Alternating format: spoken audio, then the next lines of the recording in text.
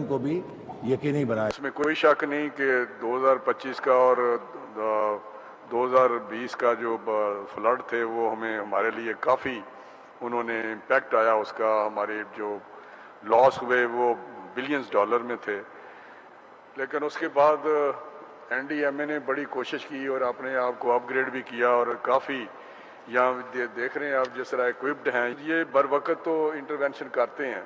मैं समझता हूँ हमें ये जो अर्ली वार्निंग है इस पे तो बिल्कुल काम हुआ भी है। हमें कुछ एमरजेंसी जो है उसके लिए कोई एम्पावर करना पड़ेगा किसी एक अदारे को, और मैं समझता हूँ सबसे बेहतर तो डिस्ट्रिक्ट लेवल है।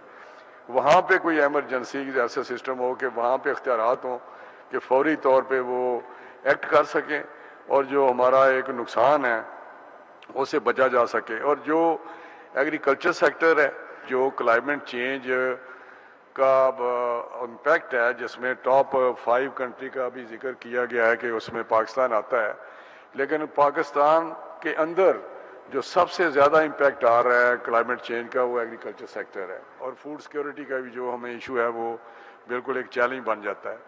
तो उस पर हाल तो उस पर काफ़ी जिस तरह भी बताया कि हमने सीड भी रिसर्च में किए हैं जो क्लाइमेट चेंज के जो रेजिलिएंट हों क्लाइमेट चेंज से, और उन पे जो असरअंदाज चीज़ें होती हैं क्लाइमेट चेंज की वो ना हो, वो सीड ऑब्जर्व करे वो सारी उसका जो इम्पैक्ट है।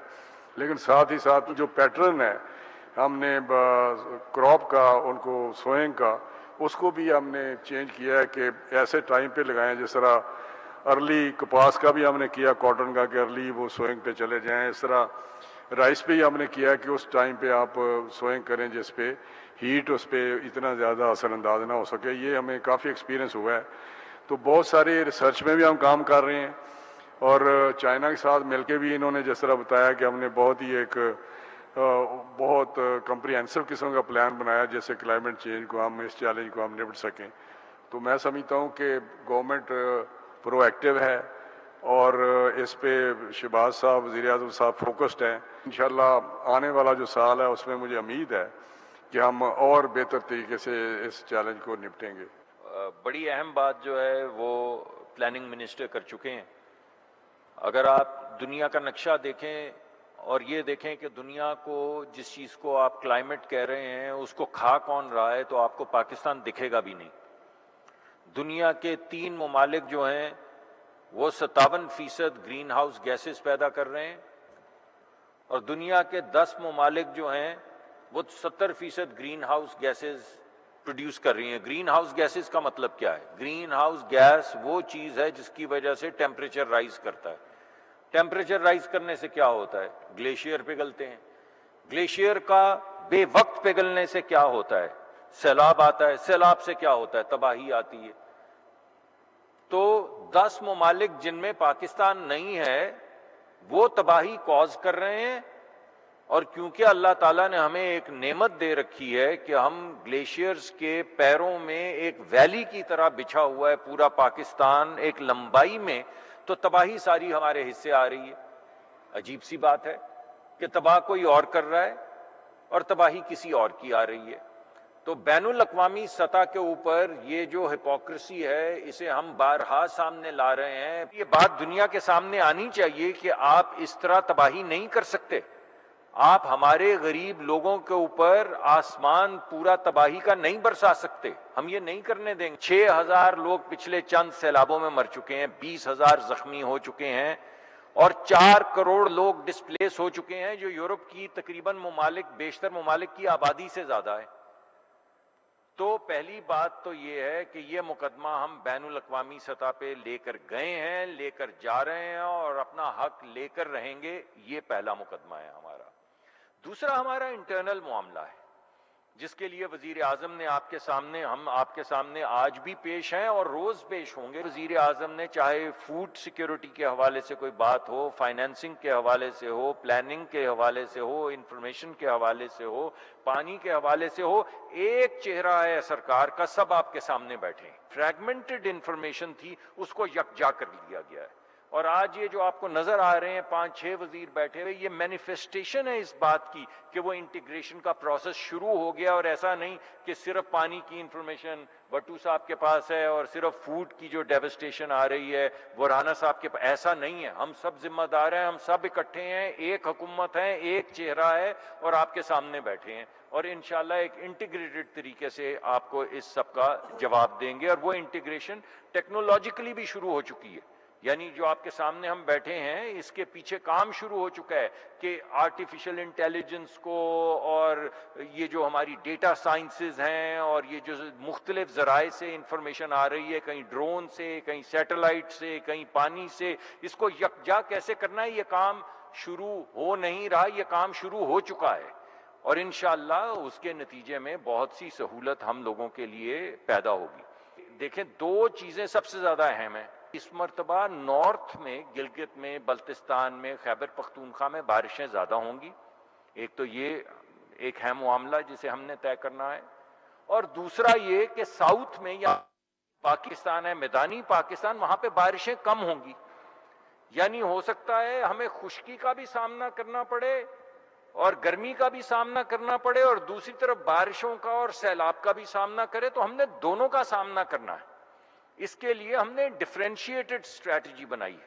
جو اسٹریٹجی پہاڑوں کے لیے اور ناردرن ایریاز، شمالی علاقوں کے لیے ہے، وہ علیحدہ ہے، اور جو ناردرن ایریاز یعنی ہمارے پلینز کے لیے، جو سدرن ایریاز ہیں، ان کے لیے جو ہماری اسٹریٹجی ہے وہ علیحدہ ہے.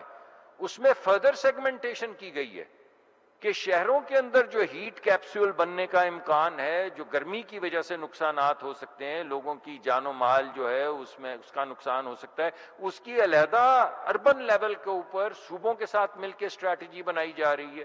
اور جو میدانی علاقے ہیں جہاں پہ فوڈ سیکیورٹی، جس کا ذکر برملا رانا صاحب کرتے ہیں اور بڑی فائٹ کرتے ہیں اس کے لیے، ان کے لیے اسٹریٹجی علیحدہ بنائی جا رہی، جس کے کچھ عوامل آپ کے سامنے رانا صاحب رکھے بھی ہیں. تو میں آپ کو آج بتانا چاہتا ہوں ملک کو کہ بڑی سیگمنٹڈ اور بڑی فوکسڈ اسٹریٹجی ہے. نارتھ کے لیے اور ہے، پلینز کے لیے اور ہے، شہروں کے لیے اور ہے، پیداواری گاؤں کی جو طاقت ہے اس کو بڑھانے کے لیے اور ہے.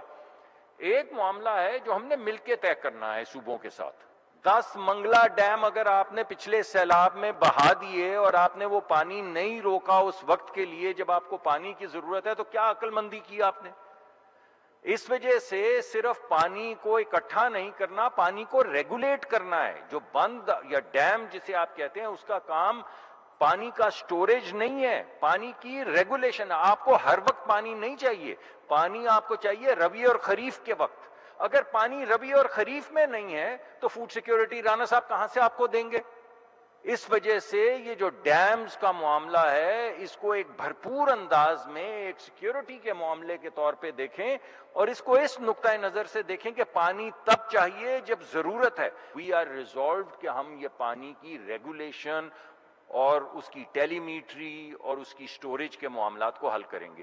دوسرا بڑا جو آپ کے سامنے معاملہ آ رہا ہے وہ ہے زوننگ کا. یعنی اگر چھت گر جائے گی تو آپ مجھے بتائیں کہ اس میں کوئی بھی حکومت کیا کرے گی. اس وجہ سے وہ جو کام ڈسٹرکٹ کا ہے یا تحصیل کا ہے یا صوبے کا ہے، یہ جو زوننگ والا کام ہے یا کنسٹرکشن کی ریگولیشن کا کام ہے، یہ کام بھی ہم مل کے صوبوں کے ساتھ کریں گے.